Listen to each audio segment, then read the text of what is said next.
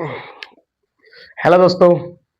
तो इसके पहले जो हमने वीडियो पढ़ाया आपका प्रतिस्थापन, इंटीग्रेशन बाय सब्स्टिट्यूशन मेथड, इसके बाद हमने उस बताया कि आपको जो इंटीग्रेशन पढ़ने हैं वो आपके कई जो टाइप से पढ़ने हैं। जैसे सबसे पहला आपका है अनडेफिनिट इंटीग्रेशन, मतलब अनडेफिनिट अनिश्चित समाकलन। इसके बाद आपको पढ़ाया गया प्रतिस्थापन समाकलन, उसके बाद है आंशिक समाकलन, और इसके बाद खंडस, उसके बाद निश्चित समाकलन। आपको इस तरीके से एक समाकलन पढ़ने हैं जो बोर्ड एग्जाम आपके शुरू होने वाले हैं 18 फरवरी से।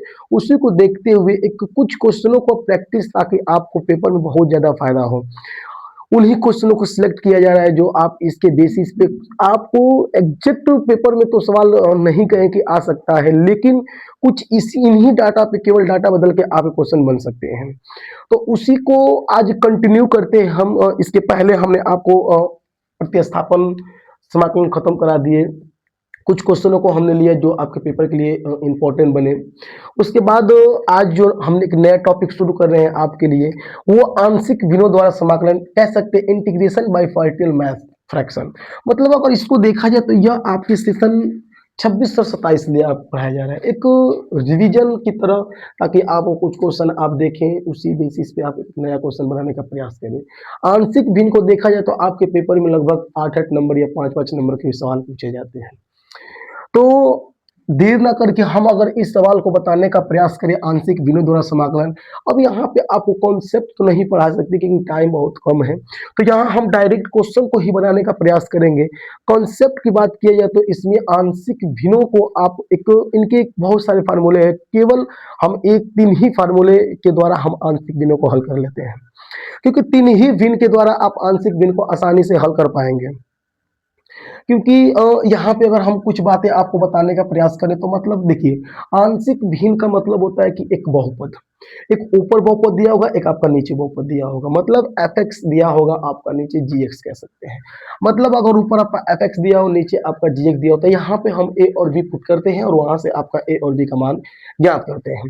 तो उसी के हिसाब से हम इस सवाल को बनाने का प्रयास करें, क्योंकि यहाँ पे आपको कॉन्सेप्ट नहीं पढ़ा सकते, केवल आपको हम सवाल के माध्यम से जो चीजें यूज में आएगा उन चीज़ों को हम बताने का प्रयास करेंगे। इसके बाद फिर आपका जब एक हम अपना कॉन्सेप्ट या क्वेश्चन जो भी शुरू करेंगे, एक न्यू सेशन के साथ एक न्यू बैच स्टार्ट करेंगे, तो वहाँ पे आपको सारी बातें बताने का हम प्रयास करेंगे।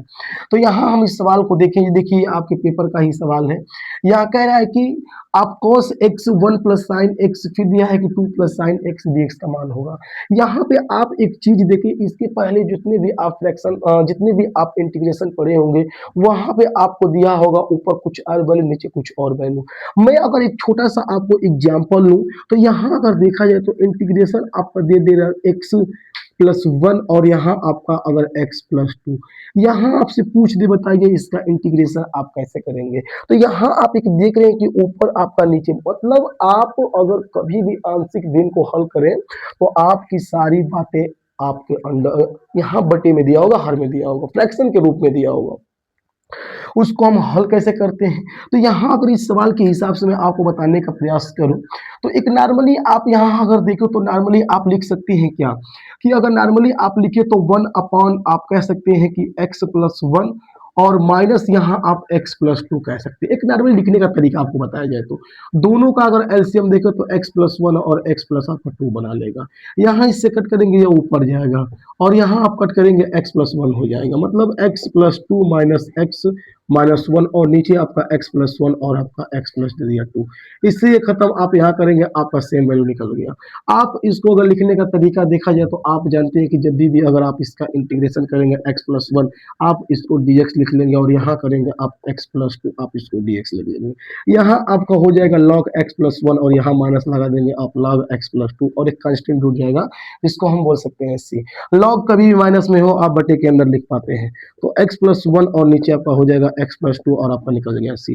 आपने देखा कि कितने आसान तरीकों से ऐसे आप एक आंशिक भिन्नों के सवाल को आप हल कर पाते हैं। हम यहाँ आपको कॉन्सेप्ट नहीं पढ़ा सकते क्योंकि कॉन्सेप्ट पढ़ाने के लिए टाइम नहीं है, तो यहाँ हम डायरेक्ट आपको क्वेश्चन बताने का प्रयास करेंगे, और क्वेश्चन किस हिसाब से आपको लगाए जाएंगे। तो देखिए, यहाँ अगर हम इस सवाल को बनाने का प्रयास करें तो यहाँ हम लिखेंगे क्या, हमें करना क्या है कि cos x 1 plus sign x, यहाँ आपको दिया क्या है कि 1 प्लस साइन एक्स और यहाँ आपका दे दिया 2 प्लस साइन एक्स आपका dx। कहेंगे माना माना cos x बराबर आप लिख लेंगे t, यहाँ करेंगे तो साइन x आपका निकल जाएगा। यहाँ यहाँ आप साइन को x माने, माना साइन x बराबर आप t लिख लेंगे तो ये आपका cos x dx by dt हो जाएगा बराबर आपका 1। तो यहाँ करेंगे तो cos x dx बराबर आप लिख देंगे आसानी से dt। अब यहाँ आप देखिए तो ऊपर वाली वैल्यू आपकी निकल गई, यहाँ हम कह सकते हैं आपका क्या, तो यहाँ आप कह सकते हैं कि dt और आप यहाँ t और यहाँ आप 1 प्लस लिख सकते हैं क्या t। यहाँ हम इसको अगर आंशिक भिन्नों में लिखने का प्रयास करें, आंशिक भिन्नों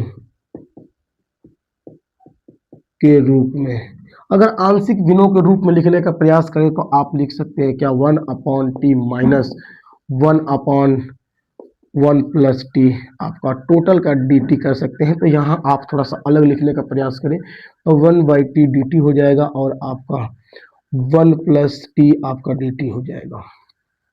यहाँ अगर हम आगे बढ़े, अगर यहाँ पे हम आगे बढ़ने का प्रयास करें तो आपको यहाँ आसानी से कर पाएंगे कि 1 अपॉन टी आपका बना लेगा लॉग टी और माइनस आप यहाँ करेंगे तो लॉग 1 प्लस टी आपका यहाँ पे एक कांस्टेंट जुड़ जाएगा सी, यहाँ पे माइनस दिया है आप लॉग के रूप में है, ऊपर नीचे आप बना लेंगे तो 1 प्लस क्या हो जाएगा आपका और एक जुड़ जाएगा कांस्टेंट सी। तो यहाँ लॉग आपका 1 प्लस साइन एक्स हो जाएगा और नीचे लिख देंगे आप 2 प्लस साइन एक्स। तो आपने देखा कि किस तरीके से हम इस सवाल को हल किए। एक इस तरीके से आपके आंशिक भिन्न द्वारा हम समाकलन कर पाते हैं, चाहे जितना भी टफ आपका सवाल दिया हो वहाँ पे हम जो फार्मूले आप बनाते हैं वहाँ पे आपका ए बटे कुछ बी बटे कुछ बन जाएगा। यहाँ हमको कॉन्सेप्ट नहीं पढ़ाने, हमको डायरेक्ट क्वेश्चन हल कराने हैं ताकि आपके पेपर में डायरेक्ट जो क्वेश्चन बने आप उससे हल कर पाए। तो इस हिसाब से आप सवाल को बनाने का प्रयास करेंगे। तो अगला प्रश्न है आपका आंशिक भिन्न द्वारा ही समाकलन करने, यहाँ पे दिया है कि आपको इसको भी एक आंशिक भिन्न द्वारा आप हल करें, लॉग के सवाल आपका है। यहाँ अगर आप देखें लिखा है क्या कि 1 upon log x minus 1 log x plus 1 D upon x का मान होगा।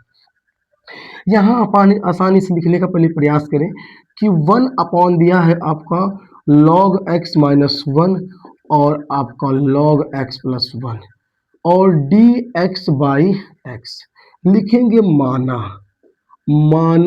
log x बराबर आप क्या बना लेंगे t, log x को आप t बना लेंगे। यहाँ अगर आप इसका करेंगे तो 1 upon x D x by D T बराबर 1 हो जाएगा, तो x डी एक्स बराबर आप लिख सकते हैं डी टी। तो यहाँ कुछ आपका इस हिसाब से बनेगा। तो हम थोड़ी चीज़ें लिखने का प्रयास करें कि 1 अपॉन टी माइनस 1 और आपका t प्लस 1 हो जाएगा और आप लिख सकते हैं dt, आप लिख सकते हैं dt।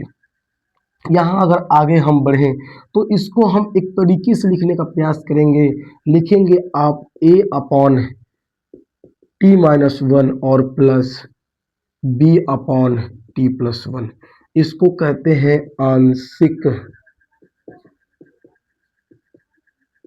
भिन्नों में। आंशिक भिन्नों में यहाँ पे अगर हम थोड़ी सी एलसीएम लेके हल करने का प्रयास करें तो आप t प्लस 1 ये a हो जाएगा और प्लस t माइनस 1 हो जाएगा। आप t बराबर 1 रखेंगे तो यहाँ अगर यहाँ हम रखने का प्रयास करें तो 1 प्लस 1 और यहाँ आपका टोटल 0 हो जाएगा, टोटल आपका 0 हो जाएगा। तो यहाँ 1 मतलब a का मान आपका निकल जाएगा 1/2। जब a का मान 1/2 निकल गया तो आप आसानी से b की भी मान निकालने का प्रयास करेंगे तो लिखेंगे पुनः t का मान आप -1 रख लेंगे। जैसे ही आप 1 रखेंगे तो आपका दिया है कि t प्लस 1 a और आपका b t माइनस 1 यहाँ आप रखेंगे तो टोटल 0 हो जाएगा।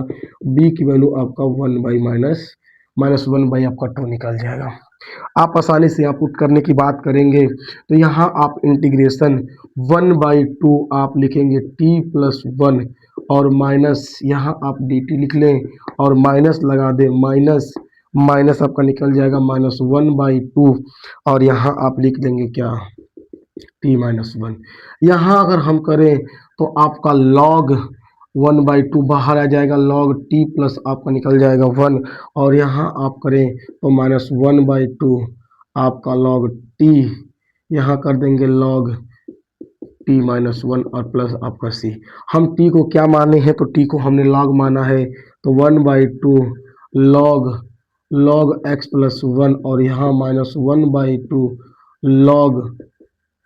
log x माइनस 1 प्लस सी। तो इस तरीके से आपका सवाल का क्या बना आंसर।